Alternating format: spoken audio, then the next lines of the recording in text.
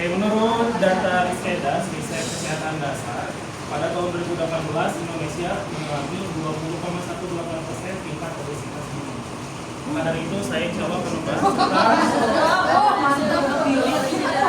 intermittent fasting. Oke, saya tidak akan membahas tentang mengubah beban ya. Oke, tapi di sini saya akan review tentang buku intermittent fasting 16/8. Oke. Ada yang pernah tahu atau misalkan ada yang pernah coba? 16 jam. Tahu? Oke, mungkin ada beberapa di sini yang sudah tahu atau misalkan sudah pernah mencoba buku. Oke, buku yang saya baca di sini ini karya dari Asoka Yong. Oke. Untuk identitasnya ini bisa dilihat dan dibaca ya. Oke. Ini berhubungan tentang makanan ya. Oke, untuk jumlah halamannya ini ada 160. Oke, pendahuluan. Di era modern yang serba cepat ini, kita hidup dalam paradoks kelimpahan. Ya, yang menyesalkan kita dikelilingi oleh akses makanan 24 jam sehari. Namun di saat yang sama, angka penyakit metabolik, obesitas, dan kelelahan kronis justru semakin meningkat. Banyak dari kita terjebak dalam pola pikir bahwa menjadi sehat, kita harus menambah lebih banyak hal, lebih banyak suplemen, lebih banyak jenis makanan super, atau lebih banyak aturan diet yang rumit. Namun bagaimana jika kunci kesehatan yang kita cari sebenarnya bukan tentang apa yang kita tambahkan, yang melainkan tentang apa yang kita lepaskan. Inilah premis yang dibawa oleh Asoka Yong dalam bukunya Intermittent Fasting 16/8 ya. Melalui karya ini yang mencoba meruntuhkan stigma bahwa diet harus menyiksa dan penuh batasan. Ia memperkenalkan kembali konsep kuno tentang puasa yang dikemas dalam sains modern yang sangat mudah dipahami oleh siapa saja. Berbeda dengan literatur kesehatan lainnya yang sering kali terasa seperti buku teks kedokteran yang berat, Yong hadir dengan pendekatan yang lebih manusiawi. Ia memahami bahwa pembaca modern tidak hanya butuh teori tapi butuh strategi praktis yang bisa diterapkan di antara jadwal kantor yang padat dan urusan rumah tangga yang menumpuk. Buku ini bukan sekedar panduan menurunkan berat badan, melainkan sebuah undangan untuk mengatur ulang jam biologis. Oke, Bapak Ibu, dalam buku ini dijelaskan bahwasannya kita, kalau misalkan kita kelebihan berat badan nih, ini merupakan salah satu cara untuk diet yang ringan menurut saya gitu. Nah, Bapak Ibu tinggal menerapkan pola 16/8. Tapi kalau misalkan memang belum siap nih untuk 16/8, bisa 12/12. Apa itu 16/8 atau misalkan 12/12? Jadi, Bapak Ibu nanti misalkan dalam kali 24 jam dibagi antara jendela makan dan jendela puasa. Misalkan, kalau misalkan dalam buku ini dijelaskan 16 jam puasa dan 8 jam makan. Misalkan, kalau misalkan kita selesai makan itu jam 8 malam, berarti kita makan lagi di jam berapa? Kalau misalkan hitungannya 16 jam puasa. Kurang lebih jam 1 atau jam 12 ya Bapak Ibu. Nah, di antara jam itu Bapak Ibu boleh melakukan berbuka atau misalkan mulai bisa makan. Nah, itu disebutnya jendela makan selama 8 jam. Nah, selama 8 jam itu kalau misalkan diet-diet yang lain biasanya harus makan yang ini itu. Kalau misalkan dalam intermittent fasting ini, Bapak Ibu boleh makan apa saja, tapi tetap dibatasi. Jangan sampai ketika jendela makan, Bapak Ibu malah ya udah makan seenaknya. Ya percuma saja kalau misalkan kita ingin menerapkan intermittent fasting. Jadi harus tetap dibatasi pola makannya. Gitu. Jadi selama 8 jam ini Bapak Ibu boleh mau makan nasi padang, makan sate, makan gado-gado, bebas. Mau minum apapun bebas ya. Itu selama 8 jam ini. Berarti nanti stop lagi, kita berhenti makan itu di jam 8. Jam 8 malam. Jam 8 malam udah stop, gak boleh makan lagi. Ya. Berarti makan lagi nanti ketemu lagi di jam 1 lagi gitu. Tapi kalau misalkan intermittent fasting ini kita boleh minum. Jadi disebutnya itu puasa basah. Jadi kita masih tetap boleh minum, yang nggak boleh itu makan. Jadi kalau misalkan kita minum kopi juga kopinya harus kopi yang pahit ya. Kalau misalkan selama jam puasanya, kopi yang pahit, minum air putih, diusahakan banyakin minum es campur itu. Minum es campur. Jangan sampai minum yang berasa. es campur, Tapi gitu jangan tuh manis ya. dihindari ya. Minum cendol. Itu untuk intermittent fasting. Oke. Buku ini hadir sebagai jawaban bagi siapa saja yang merasa terjebak dalam siklus diet ketat yang menyiksa namun seringkali gagal di tengah jalan. Asuka yang menyajikan metode 16/8 yaitu berpuasa selama 16 jam dan makan dalam jendela waktu 8 jam sebagai sebuah strategi gaya hidup yang fleksibel, berkelanjutan dan didukung oleh logika biologis. Nah, alih-alih memaksa pembaca untuk menghitung setiap butir kalori, biasanya kan kalau misalkan yang dietnya memang diet ketat, ketika makan itu harus dihitung dulu kalorinya berapa gitu. Nah, si Asuka Young ini mah nggak seperti itu gitu Bapak Ibu. Jadi bebas makanya, tapi tetap harus dijaga gitu. Nah, penulis mengupas bagaimana tubuh manusia sebenarnya memiliki saklar alam atau membakar lemak dan meremajakan sel atau autofagi. Sebenarnya kalau misalkan kita ingin membaca buku intermittent fasting, harus membaca juga buku tentang autofagi. Apa itu autofagi? Udah ada yang tahu? Oke, mungkin. Nah, autofagi itu berarti auto itu makan, fagi itu diri sendiri, ya makan diri sendiri. Tapi yang sebenarnya bukan seperti itu.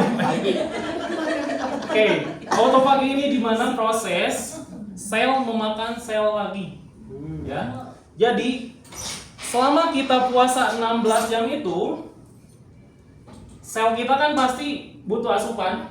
Nah, selama tidak ada asupan yang masuk, berarti gula gak ada, berarti makan si lemak. Ya, otomatis lemak dimakan. Ketika si sel dimakan itu melakukan ada peremajaan lagi. Ya, disebutnya itu biasanya kita dari autofagosom masuk ke lisosom. Lisosom itu proses daur ulang sel. Nah, dari daur ulang sel itu menghasilkan sel-sel yang baru, sel-sel yang bagus lagi berarti. Jadi sel-sel yang udah busuk, udah rusak. Nah, kalau misalkan ada sel kanker, sel ada benjolan-benjolan, itu bagus kalau misalkan melakukan intermittent fasting. Jadi peremajaan lagi sel-sel yang baru. Gitu. Kalau misalkan Bapak Ibu mau membaca tentang buku autofagi, boleh baca karyanya Simland. Itu dibahas jelas sekali tentang autofagi. Oke, kemudian poin utama intermittent fasting. Nah, fokus utamanya pada kapan makan, bukan apa yang dimakan. Jadi fokusnya kapan kita nih harus makan. Kemudian metode populernya 16 jam puasa, 8 jam makan. Nah, tadi air putih diusahakan yang boleh diminum itu air putih, teh, kopi tanpa gula dan makan dalam jendela 8 jam. Manfaat menurunkan berat badan, memperbaiki metabolisme, sensitivitas insulin dan mengurangi lemak tubuh. Jadi kalau misalkan di antara Bapak Ibu lemaknya sudah mulai berlebih ya paling maksudnya itu pinggir paling.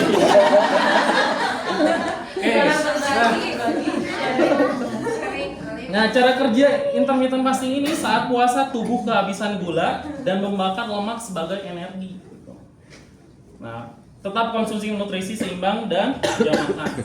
Jadi kalau misalkan Bapak Ibu ingin melakukan intermittent fasting, harus dibarengi juga dengan olahraga. Karena apa? Kalau misalkan kita melakukan olahraga ketika dalam puasa itu bagus, ya pembakaran lemaknya lebih bagus. So, nah misalkan Bapak Ibu nih mau olahraga selama bulan puasa, baiknya itu 1 jam sebelum puasa, sebelum berbuka atau 2 jam sebelum berbuka, ya. Kalau yang suka sering olahraga, nah misalkan jalan aja gitu, jalan selama 1 jam juga itu bagus pembakaran lemak. Ngabuburitnya bagus kan ya? Ngabuburit bagus kan? Ngabuburit kan banyak jalan nih Bapak Ibu ketika melakukan takjil yang biasa nyari makanan. Biasanya kan itu sambil jalan nggak terasa itu udah 1 jam lagi jalan, nah itu juga udah proses pembakaran lemak itu bagus. Tapi nanti gitu harus dijaga, makanya jangan sampai pelampiasan ketika udah puasa nih kita selama sekian jam kita makannya berlebih juga, itu kurang baik.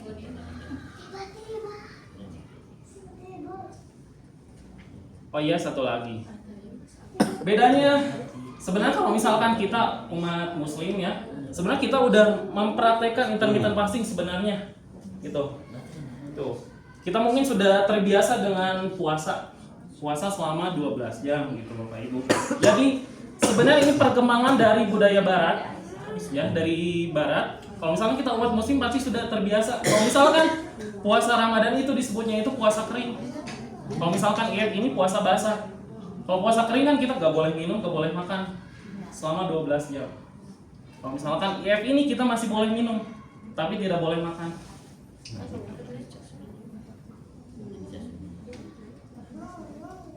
Oke, kelebihan buku ini yang pertama itu sangat ramah bagi pemula. Ya, terutama yang memang tidak suka bahasa-bahasa medis yang kita kurang paham, di sini sangat mudah gitu. Gak terlalu rumit bacaannya. Kemudian kekurangannya itu beberapa poin sering diulang-ulang dalam buku ini.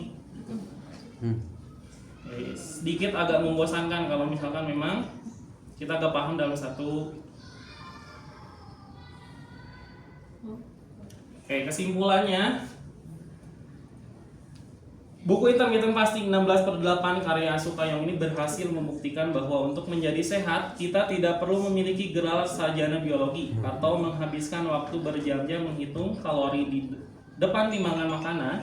Yong menyederhanakan konsep puasa menjadi sebuah rutinitas yang masuk akal dan dapat diadaptasi oleh siapa saja, mulai dari karyawan, kantoran hingga ibu rumah tangga. Kesimpulan utama dari buku ini adalah bahwa tubuh manusia memiliki kemampuan luar biasa untuk menyembuhkan diri sendiri, asalkan kita memberinya waktu yang cukup untuk beristirahat. Metode 16/8 bukan sekedar tren diet sesaat, melainkan sebuah cara untuk menyeraskan kembali jam biologi kita dengan apa yang kita makan yang lebih sadar, mindful eating. Benar mindful eating ya, Bang? Mindful. Meskipun secara kedalaman sains buku ini tidak seambisius karya Simland tadi yang autofagi itu kayaknya Simland. Kalau misalnya Simland itu lebih fokusnya ke autofaginya. Kekuatannya terletak pada kemudahan implementasi. Bukan hanya teori Bapak Ibu, saya pernah melakukan intermittent fasting. Tuh. 42 jam pernah. Gara-gara sakit Pak itu. Sakit kan setiasa makan turun 5 kilo langsung. Itu. Waktu itu pernah intermittent fasting. Dari berat saya 85, turunnya itu dirasa misalkan hari ini turunnya 1 kilo. Itu jam puasa sebelum makan. Ketika makan naik lagi beberapa kilo, tapi besoknya turun lagi beberapa. Besoknya dan seterusnya seperti itu. Yang penting ketika kita melakukan IF ini kita harus bisa konsisten. Jangan sampai kalau misalkan kita nih selama 1 bulan kita melakukan IF, tapi setelah 1 bulan itu kita tidak melakukan IF lagi, otomatis tubuh kita pasti bakal kembali lagi ke setelan awal. Ya. Saya pernah ada beberapa teman saya melakukan IF, itu memang terasa efeknya turun drastis berat badannya, tapi ketika tidak melakukan IF lagi dia naik lagi. 2 kali lipat. 2 kali lipat sehingga tapi agak naik lagi gitu. Makanya ketika kita mau melakukan IF, kita harus konsisten dan dibarengi dengan olahraga juga. Begitu. Sekian dari saya. Terima kasih. Barangkali ada yang mau ditanyakan.